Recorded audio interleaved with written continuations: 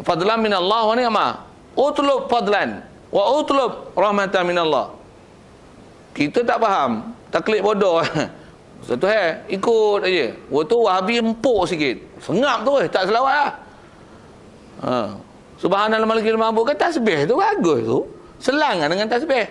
Selang dengan selawat. Allahumma salli ala sayyidina Muhammad sallallahu wasallam alaihi. Daripada duduk saja, daripada isyak ukuk, tak kentil ukuk. Selawat apa? Memang istilahnya rehat, santai. Nak santai dengan apa? Selawat. Dia tu kena ngaji, tengok syarah-syarah teguh. Oh, itu ke main tarawih? Baru faham. Selama ni tak pernah ngaji. Itu kena empuk dengan Wahabi. Gila Wahabi teguh kita. Masyarakat kita dia jadi masalah gitu lah. Itu yang kena empuk dengan Wahabi. Yang jadi Wahabi tu macam apa? Macam itu, tak faham. Tak faham, tak salah kelahi nas. Kelahi nama tu pun dia tak pandai lah. Nas, memang tu yang kata kalau dia ambil hadis pun ambil hadis yang dia ambil ikut kaedah dia. Dia dah bubuh set dah tarawih 8, dia cari hadis bagi syarah bagi jadi 8. Padahal hadis tu bukan hadis 8 tarawih. Hadis tu solat witir Rasulullah 11. Pasal Ramadan dan ghairu Ramadan.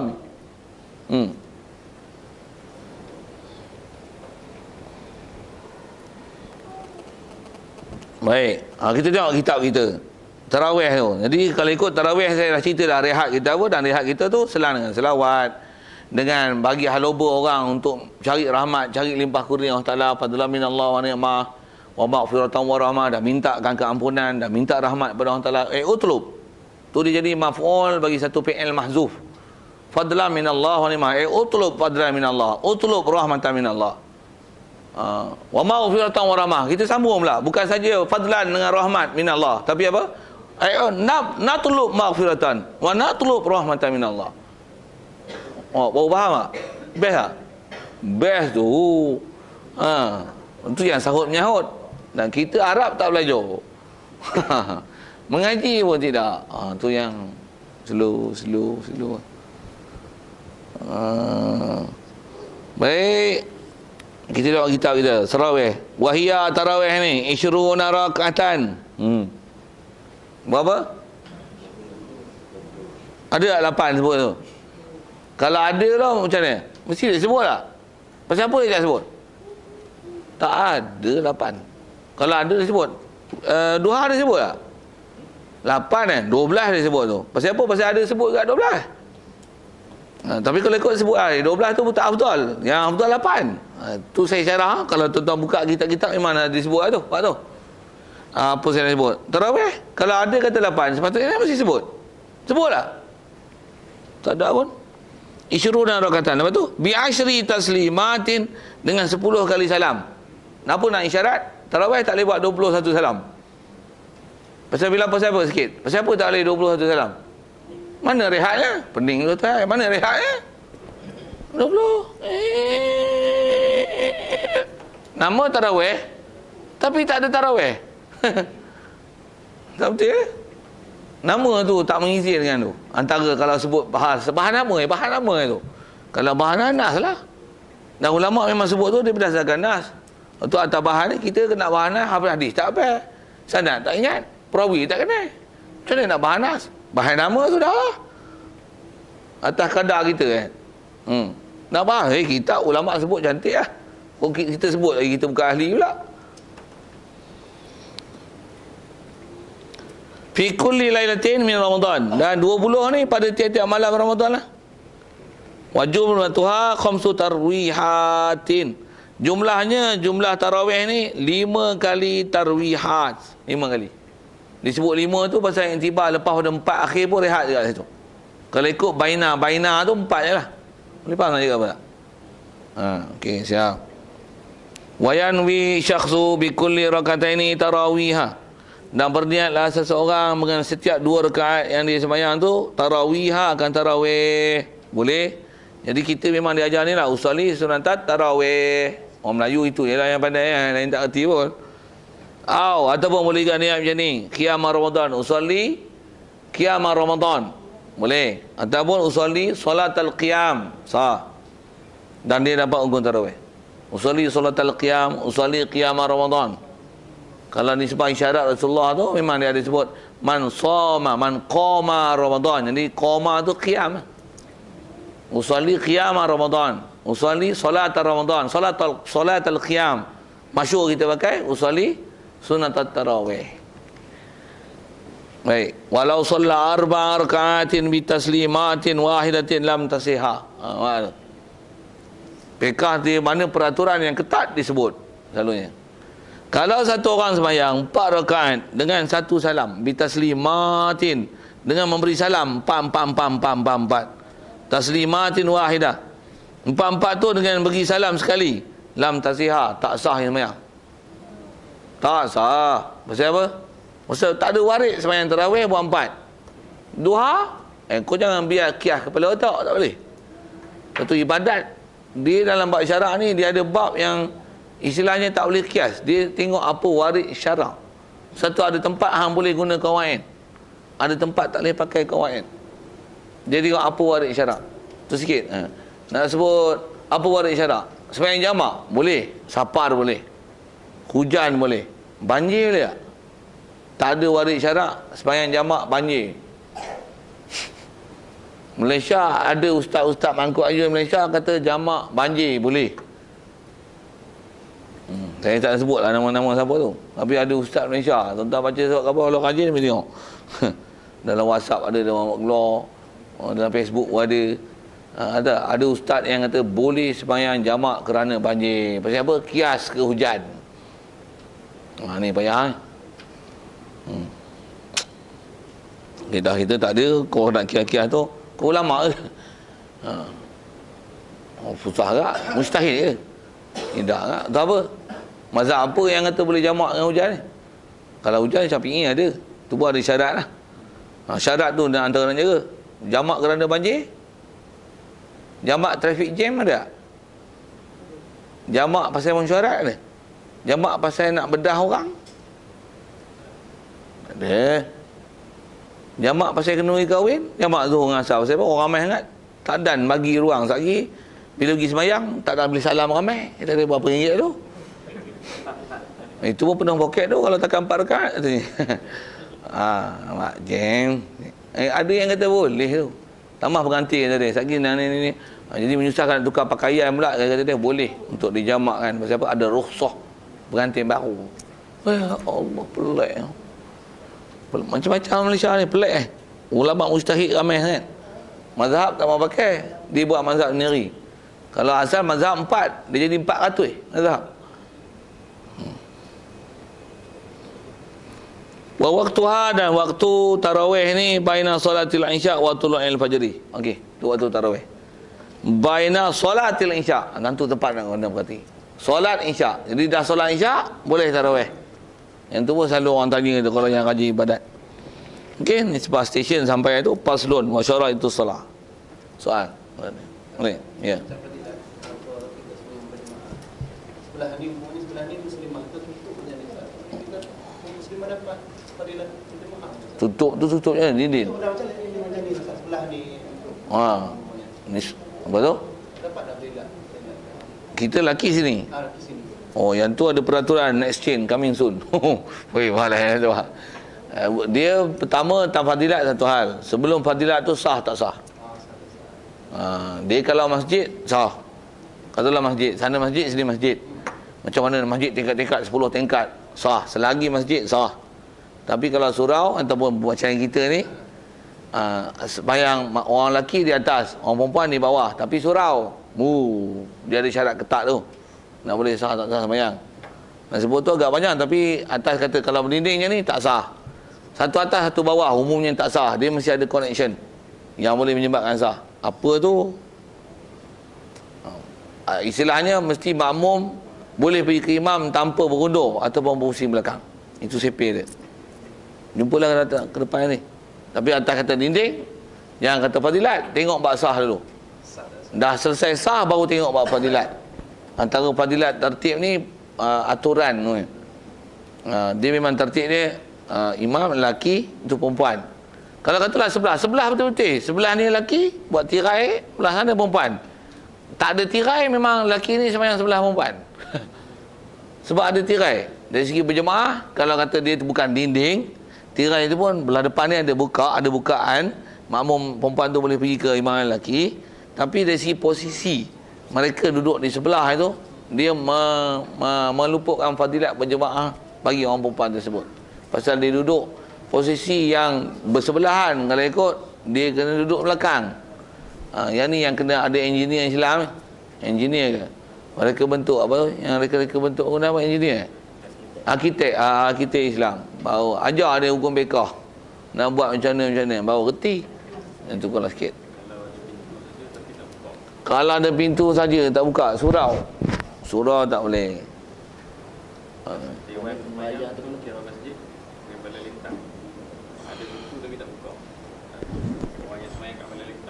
Kalau atas nama balai dengan masjid tak buka pintu tak boleh. Kena buka. Kena buka. Tu nak sebut satu-satu tu agak panjang lah. Memang ada tempat dia tu. Jumpa ni insyaAllah next month. Ya, yeah.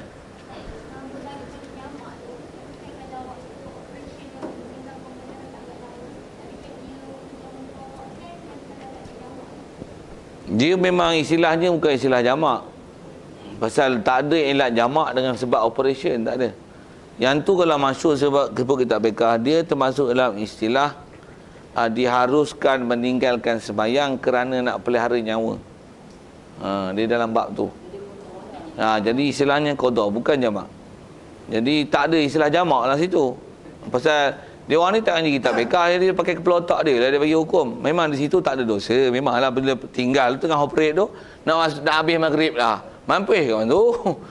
Terus nak sembahyang isyak tu kan. Jadi keadaan dia macam ni. Jadi atas nak pelihara nyawa, kalau dia tak meneruskan pemudah dos dalam jangka masa tertentu, akan menyebabkan satu masalah dekat pesakit.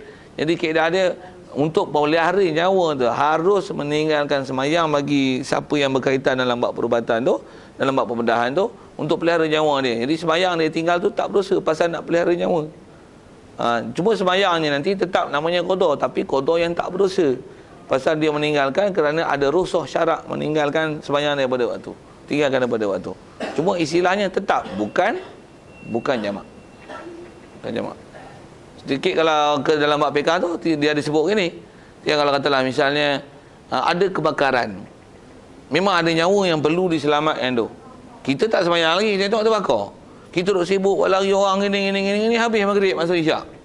Tapi kalau kita tak selamatkan tu, ada nyawa yang terkorban. Jadi kita nak selamatkan nyawa itu.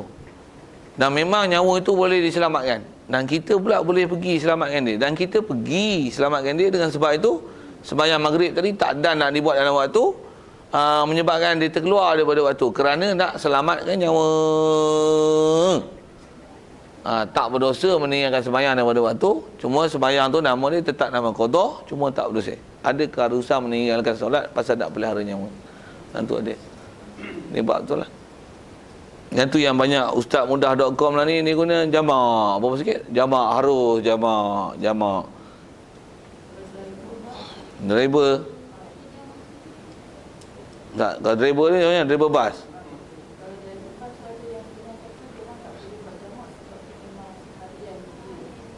Itu pun kepala otak sengit ke tu.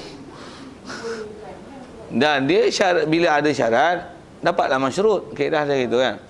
Maksudnya jarak tu, kalau katalah dia memang driver bas, kalau katalah Ipoh ke Kuala Lumpur kan, jarak cukup, memang harian macam tu. Dia bukan masalah harian tak harian. Bila cukup syarat, jarak ada, bahasanya syarat-syarat jamak tu ada, bolehlah jamak. Ni kata dia orang ni pelik. Yang mana boleh kata tak boleh. Yang mana tak boleh dia kata boleh. Dia buat peraturan macam mana. Itu pelik dia orang ni. Panduan ulama sebut cantik lah tu kan. Jadi dia bukan masalah harian. Jadi dia nafikan kebolehan tu dia atas harian.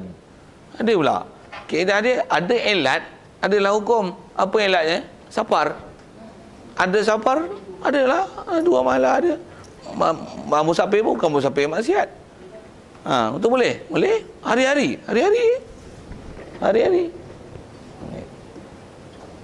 Saya jawab. Yang tadi apa satu lagi? Kaedah jamak. Apa tu?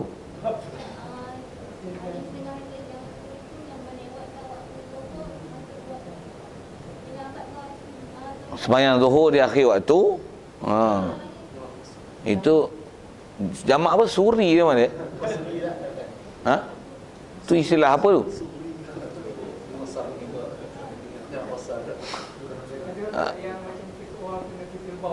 Ya, saya tahulah, saya faham. Tapi suri tu benda apa? Bahasa Jawa ke, Banjar ke, Kampar ke, Bengah, Bangang punya bahasa. Betul. Tak tahu bahasa apa, suri tu.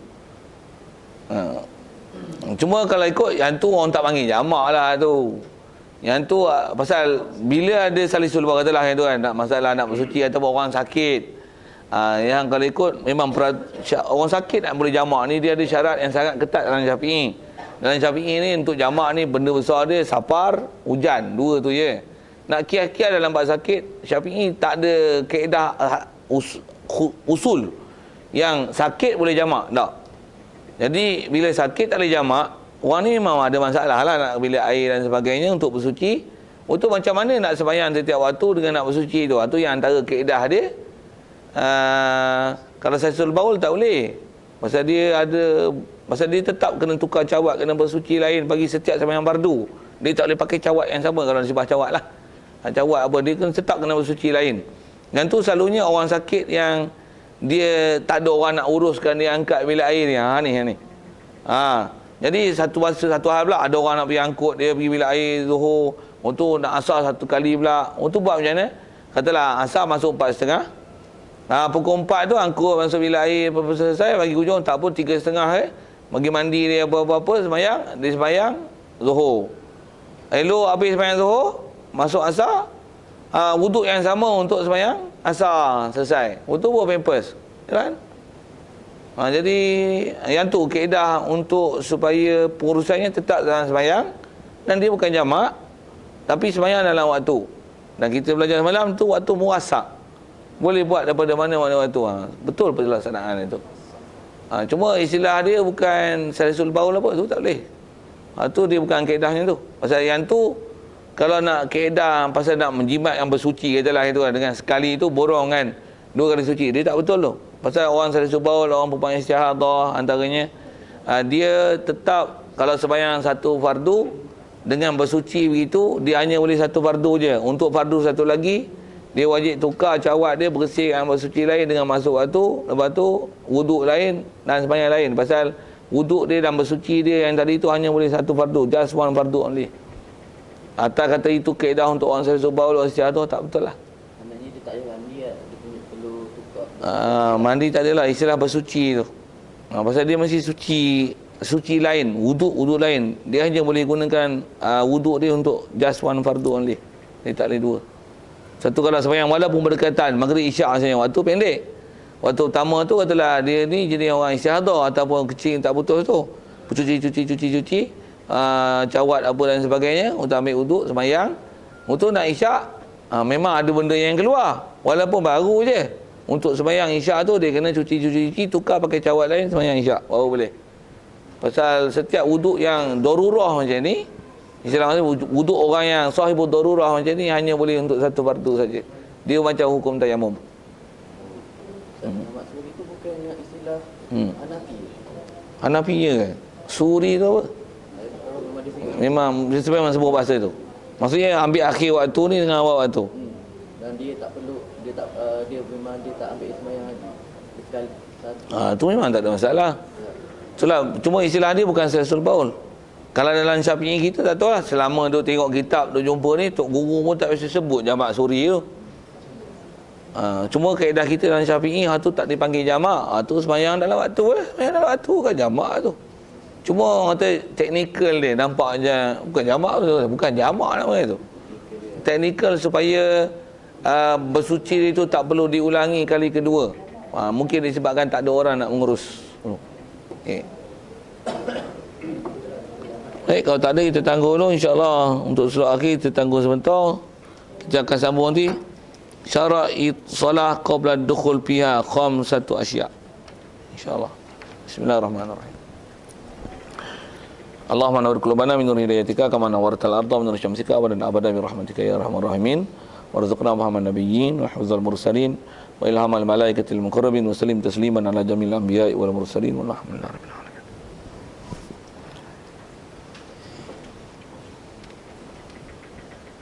Kita masuk semula 11.30 insya-Allah.